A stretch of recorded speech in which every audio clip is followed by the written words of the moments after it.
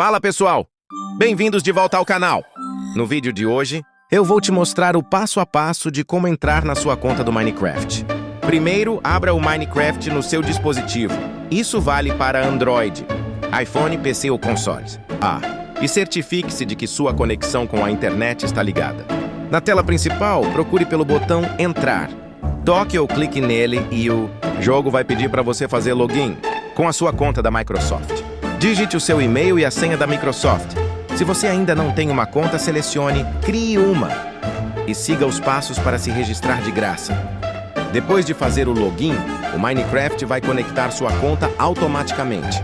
Agora você tem acesso a recursos online como os realms, servidores multiplayer e a sincronização dos seus mundos. E pronto!